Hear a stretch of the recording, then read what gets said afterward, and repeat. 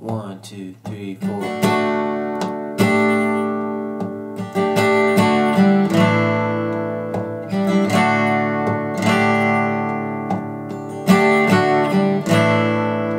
She's a good girl, loves her mama, loves Jesus and America too. She's a good girl, crazy about Elvis, loves horses and a boyfriend too.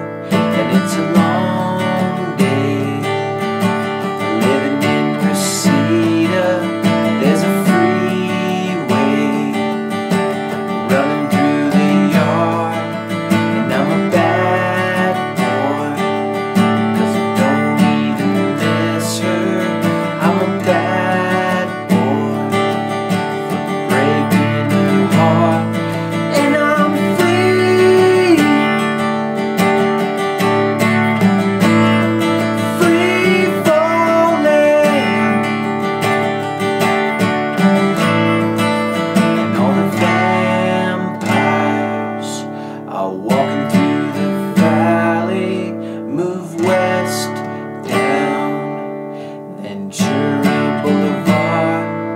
And all the bad boys are standing in the shadows, and all the good girls are home with broken hearts, and I'm free,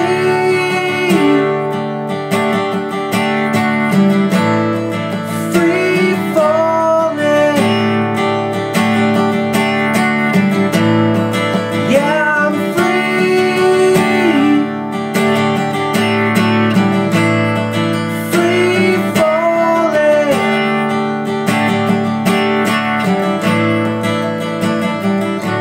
Free falling, I'm on free falling, I'm on free falling, I'm on free falling. I wanna glide down over Mulholland. I wanna ride her, name in the sky. Gonna free fall out into nothing. Gonna leave this world for a while, and I'm free, free falling. Yeah, I'm free, free falling.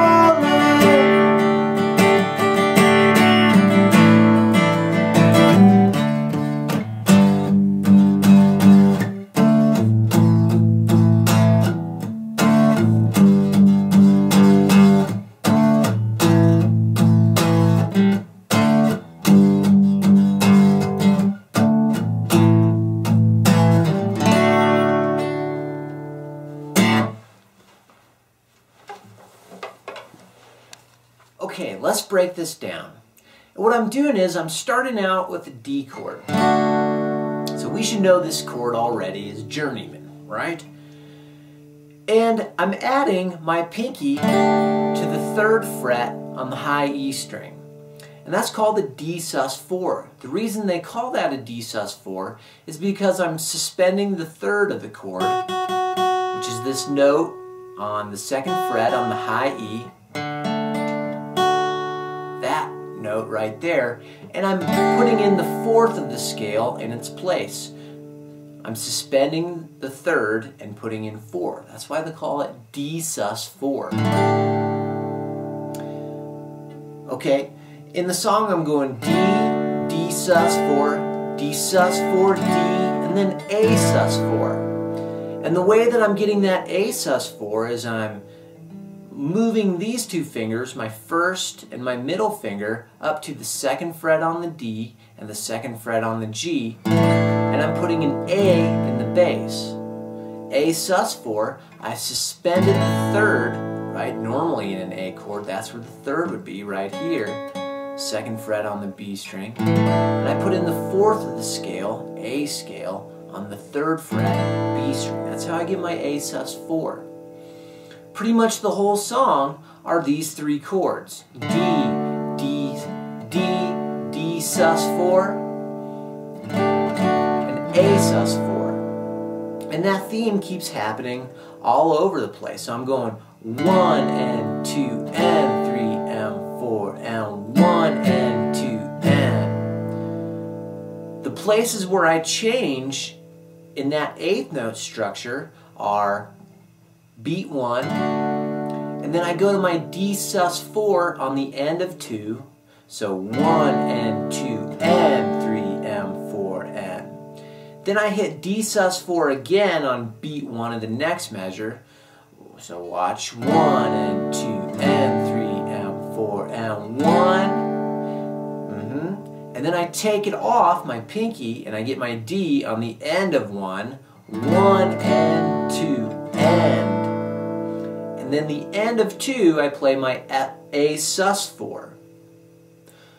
If I count that I get 1 and 2 and 3 and 4 and 1 and 2 and 3 and 4 and 1 and 2 and 3 and 4 and 1 and 2 and. Right? That's your lick right there.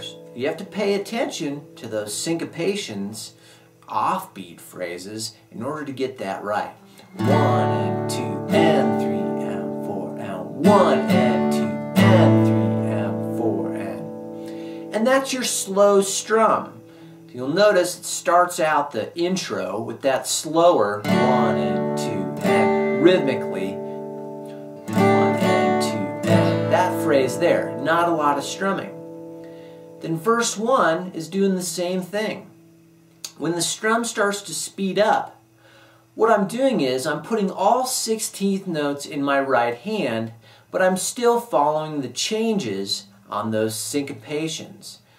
If I put all 16th notes in, I'm going 1 E and 2 E and 3 E and 4, 1 E and 2 E and 3 and 4 E and 1 E and 2 and 3 and 4 E, 1 E and 2 and 3 and 4 E and 1 E and 2 and 3 and 4 E and. So I'm keeping 16ths pretty constant, but I'm still changing the chords in the same spot. 1 and 2 and 3 and 4 and 1 and 2 and 3, 4 and 1 E and 2 and 3, 4 E and 1 E and 2 and 3 and 4, 1 E and 2 and 4 E and 1 E and 2 and 3 and 4 E and. See what I'm saying?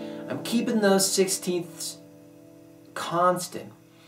And I'm accenting certain ones more than others, the ones that fill out that theme. Right?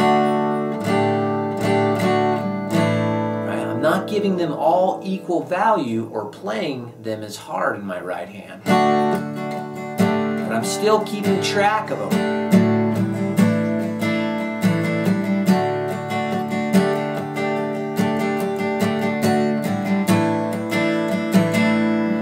And that's a good way to keep track of those more difficult rhythms is to keep that right hand constant, whether it's 8th notes or 16th notes. And that's pretty much the whole song, going in between those 2 different strum patterns, the slower one and the faster one. At the end, I was kind of doing a power chord theme, and all I was doing was a D5 to G5, to a D5, to an A5, and syncopating or anticipating all the changes. So instead of going D and 2 and G and 4 and D and 2 and A and 4 and, instead I'm going D and 2 and 3 and 4 and 1 and 2 and 3 and 4, 1 and 2 and 3 and 4 and 1 and 2 and 3 and 4 and 1 and 2 and. Right? I'm just I'm just anticipating those chords, giving it a little bit of a funkier rhythm. My first measure, I can start out either on the 1, 1, and 2, and change to the G5 on the end of 2. That's what I want to do. Then I'm going back to my D5, and I'm starting on the end of 1, 1, and 2, and to A5. 1, and 2, and 3, and 4, and when I start the cycle over, I'm going to put the D5 always on the end of 1. It'll sound like this. First time through the progression, 3 and 4 and 1 and 2 and 3 and 4 and 1 and 2 and 3 and 4 and 1 and 2 and 3 and 4 and 1 and 2 and 3 and 4 and 1 and 2 and there you go. And I'm just doing that as an outro to kind of get a feel for the entire song. For an acoustic version, if you will. Alright, that's Free Fallin'. Great practice for a little bit trickier of a strum pattern using 16th notes and some interesting sus chords. Alright, give that a shot.